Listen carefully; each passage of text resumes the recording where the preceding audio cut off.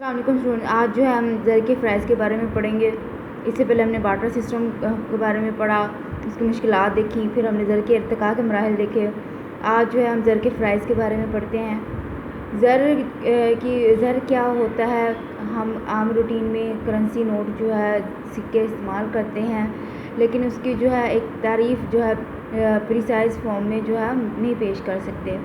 زر کی تعریف مختلف ماہرین نے اپنے اپنے انداز میں جو ہے بیان کرنے کی کوشش کی ہے۔ کچھ لوگوں نے کچھ ماہرین نے اسے بالکل قانونی رنگ میں بیان کیا۔ ان کے مطابق ہر وہ چیز زر کہلاتی ہے جسے قانون کہہ دے کہ یہ زر ہے۔ ٹھیک ہے، اب ایسا تو ہوتا ہے کہ وہ تمام کرنسی جتنی بھی ممالک میں استعمال ہو رہی ہے ان کو قانونی پشت پناہی حاصل ہوتی ہے، لیکن اکنامکس پوائنٹ آف ویو سے دیکھا جائے تو یہ تعریف جامع نہیں ہے۔ اس کے بارے میں جو بہترین تعریف جو ہے وہ پیش کی ہے وہ پروفیسر کراؤتھر کی ہے۔ یہ تعریف بچے آپ کی بک میں مینشن ہے۔ زر سے مراد ہر وہ چیز ہے جسے اعلیٰ مبادلہ کی حیثیت سے قبولیت عامہ حاصل ہو اور ساتھ ہی پیمائش قدر اور ذخیرہ قدر کا کام بھی سر انجام دے۔ تو یہاں اس نے زر سے مراد ہر اس چیز کو کہا ہے جو کہ 3 فنکشن جو ہے وہ پرفارم کرتا ہے۔ پہلی کیا ہے کہ وہ اعلیٰ مبادلہ کی حیثیت سے جانا پہچانا جاتا ہے، لوگ اس کو پہچانتے ہیں، ریکگنائز کرتے ہیں اور لین دین میں اسے زر کے طور پر قبول کرتے ہیں۔ کوئی بھی شخص انکار نہیں کر سکتا کہ میں نے اپنی چیزیں جو ہے اس کرنسی کے بدلے یا زر کے بدلے میں سیل نہیں کرنی۔ اور ساتھ ہی پیمائش قدر کیا ہے؟ ویلیو۔ ٹھیک ہے، کسی بھی شے کی جو ویلیو ہے، قدر ہے، اس کی پیمائش بھی کرتا ہے، ڈٹرمائن کرتا ہے کہ فلاں چیز کی قیمت کتنی ہے، کتنی ویلیو ہے اس کی، اور ذخیرہ قدر کا کام بھی سر انجام دے۔ اسٹور آف ویلیو، ٹھیک ہے، ویلیو کو اسٹور بھی کر سکتے ہیں۔ آپ کو پتہ ہے کرنسی کو اسٹور بھی کیا جا سکتا ہے، بینکوں میں رکھا جا سکتا ہے، گھروں میں محفوظ کیا جا سکتا ہے، اس طرح ویلیو کو اسٹور بھی کر سکتے ہیں۔ تو زر کیا ہے؟ ہر وہ چیز جو بنیادی طور پر 3 فنکشن جو ہے پرفارم کرے زر کہلاتا ہے۔ اسے اعلیٰ مبادلہ کی حیثیت سے قبولیت عامہ حاصل ہو، پیمائش قدر کا کام دے اور ذخیرہ قدر کا بھی کام سر انجام دے۔ ایک اور تعریف جو ہے واکر کی ہم دیکھتے ہیں۔ انہوں نے کہا ہے کہ زر سے مراد ہر وہ چیز ہے جو زر کے فرائض سر انجام دے۔ ٹھیک ہے، تو زر کے جو فرائض ہے فنکشن ہے، کوئی بھی شے جو ان فرائض کو سر انجام دے گی وہ زر کہلائے گی۔ تو اب اس کے لیے ضروری ہے کہ ہمیں پتہ ہو کہ زر کے فرائض کیا کیا ہیں، کیا یہ زر کی مدد سے ہم کیا کیا کام کر سکتے ہیں، کون کون سے فنکشن ہیں جو کہ زر پرفارم کرتا ہے۔ سب سے پہلے کیا ہے؟ اعلیٰ مبادلہ، میڈیم آف ایکسچینج۔ زر کی مدد سے اشیاء کی جو ہے لین دین ہوتی ہے، اشیاء کی خرید و فروخت ہوتی ہے۔ ہم مارکیٹ میں جاتے ہیں اور زر کی مدد سے کوئی بھی چیز جو ہے آسانی سے خرید سکتے ہیں۔ ہم کوئی چیز بیچنا چاہتے ہیں تو ہم اس چیز کو بیچ کے زر جو ہے وہ حاصل کر سکتے ہیں۔ تو زر جو ہے وہ اعلیٰ مبادلہ کے طور پر کام کرتا ہے، ایکسچینج کے طور پر کام کرتا ہے، ایک سینٹرل ویلیو کے طور پر کام کرتا ہے جس کی مدد سے اشیاء اور خدمات کا آپس میں کیا ہو جاتا ہے؟ لین دین ہوتا ہے۔ مشترک معیار قدر، ٹھیک ہے، کیا اسٹینڈرڈ آف ویلیو ہے، مشترک معیار قدر ہے۔ اشیاء اور خدمات کی جو قیمت ہے وہ زر کی مدد میں بتائی جاتی ہے۔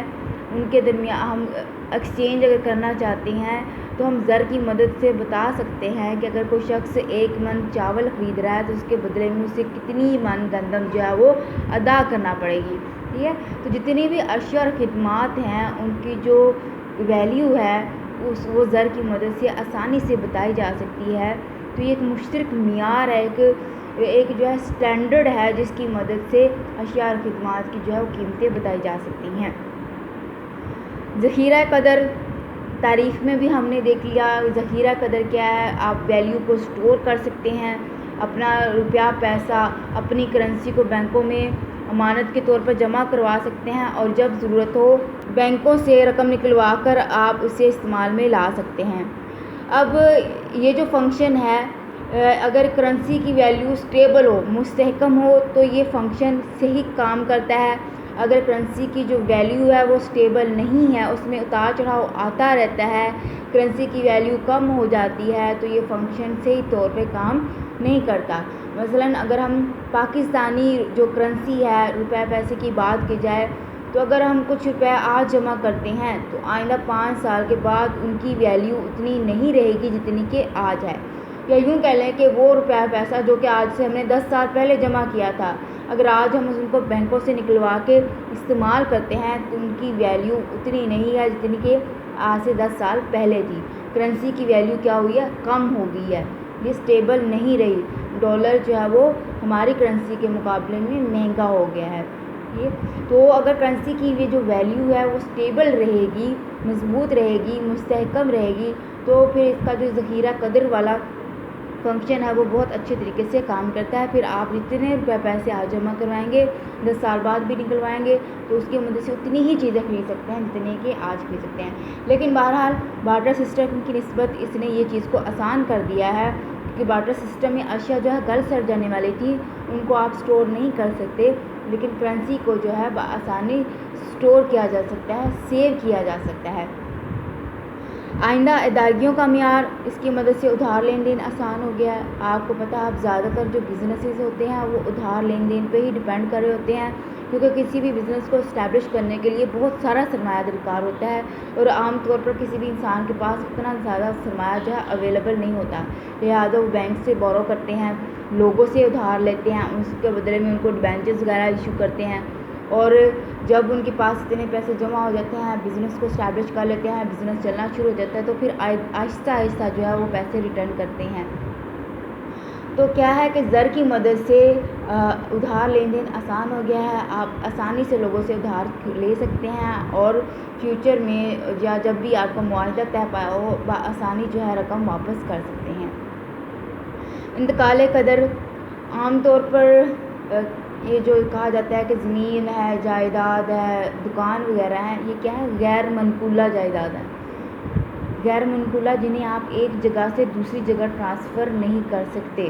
ٹھیک ہے، آپ اٹھا کے ایک گھر کو حویلی سے لے جا کے لاہور میں نہیں لے کے جا سکتے، یہ ٹرانسفریبل نہیں ہوتی. لیکن زر نے اس چیز کو بھی آسان کر دیا ہے.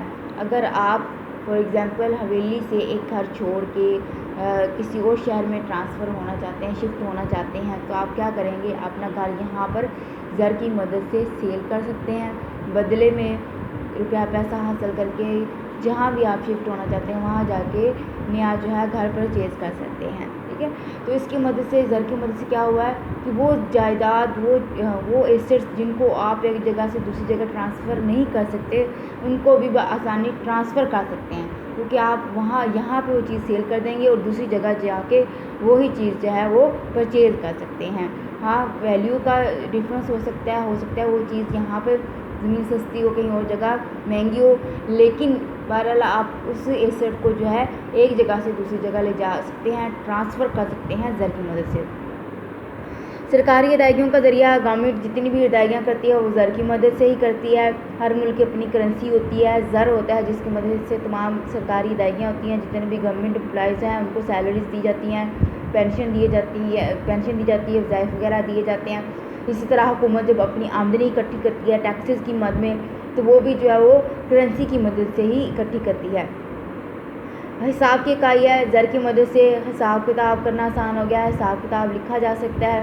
زر کی مدد سے ہم بتا سکتے ہیں کہ فلاں شخص کی تنخواہ کتنی ہے، فلاں شخص کا منافع کتنا ہے، کسی بھی شے کی قیمت کتنی ہے. ٹھیک ہے، اس کے بعد یہ کیا ہے؟ مقبول ترین سیال پذیر اثاثہ. سیال پذیر کو سمجھنا ضروری ہے. سیال پذیر لیکوڈ، ٹھیک ہے، لیکوڈ کا لفظ سنا ہوگا. لیکوڈ کس کو کہتے ہیں؟ ہم عام طور پر مائع کو کہتے ہیں.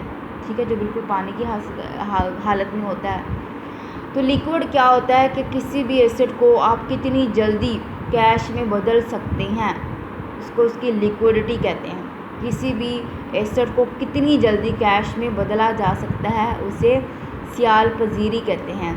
مثلاً اگر ہم بات کرتے ہیں سونے کی، تو سونے کو اگر ہم کیش میں بدلنا چاہتے ہیں تو ہم کیا کریں گے؟ سونار کے پاس جائیں گے، سونے کو سیل کریں گے اور کیش میں بدل لیں گے. اب اس میں بھی کچھ مراحل ہوں گے، مثلاً وہ چیک کرے گا سونا خالص ہے یا نہیں ہے، لیکن پھر بھی جلدی ہی یہ کام جو ہے وہ کمپلیٹ ہو جائے گا. آسانی سے آپ گولڈ کو کیش میں تبدیل کر سکتے ہیں. اس کے برعکس اگر ہم کسی زمین کی بات کریں یا مکان کی بات کریں، اگر آپ اس کو کیش میں بدلنا چاہتے ہیں تو پہلے آپ کو کسی پراپرٹی ڈیلر کو ڈھونڈنا پڑے گا، پھر کوئی مطلوبہ شخص تلاش کرنا پڑے گا جو کہ اس گھر کو خریدنے کے لیے تیار ہو، پھر تمام کے جو لیگل پروسیجر ہے، اسٹامپ پیپر ہوگا، ڈاکومنٹیشن ہوگی، آپ گھر کے جو فرد ہے اس کے نام کریں گے، ایک لمبا پروسیس ہوگا جس کے بعد آپ جو ہے مکان کو کیش میں بدل سکیں گے۔ اس کا مطلب ہے یہ جو مکان ہے، جائیداد ہے، یہ زیادہ لیکوڈ ایسٹ نہیں ہے، ان کو ایک خاصا ٹائم چاہیے کیش میں تبدیل کرنے میں۔ اور اگر کیش کی ہی بات کی جائے تو کیش کو ٹرانزیکشن میں استعمال کرنے کے لیے، لین دین میں استعمال کرنے کے لیے مزید کسی اور فارم میں چینج کرنے کی ضرورت نہیں ہوتی۔ آپ کیش کو لے جا کے مارکیٹ میں کوئی بھی چیز آسانی سے خرید سکتے ہیں کیونکہ وہ پہلے ہی کیش کی فارم میں ہے، اسے مزید کسی بھی فارم میں کنورٹ کرنے کی ضرورت نہیں ہے۔ کیش جو ہے وہ لیکوڈ ایسٹ ہے۔ تو زر جو ہے وہ کیا ہوتا ہے؟ زر ایک مقبول ترین فیمس جو ہے سیال پذیر اثاثہ ہے، اس کی مدد سے کوئی بھی لین دین آسانی سے ہو جاتا ہے، لہٰذا لوگ جو ہے اپنی جو جائیداد ہے، اپنے جو اثاثے ہیں اس میں سے کچھ حصہ جو ہے وہ کیش کے طور پر رکھنا پسند کرتے ہیں۔ ساکھ کا دامن ہے، یہ اب تو آپ خاصے اس بات سے فیملیئر ہوں گے کہ جس کے شخص کے پاس جتنی دولت ہے اسے اتنا ہی زیادہ عزت کے لائق سمجھا جاتا ہے، ٹھیک ہے؟ تو یہ ساکھ کا بھی ضامن ہوتا ہے، شہرت کا ضامن ہوتا ہے، لوگوں کے جن کے پاس جتنی زیادہ روپیہ پیسہ ہو، جائیدادیں ہوں، ان کو عزت کی نظر سے دیکھا جاتا ہے، ٹھیک ہے؟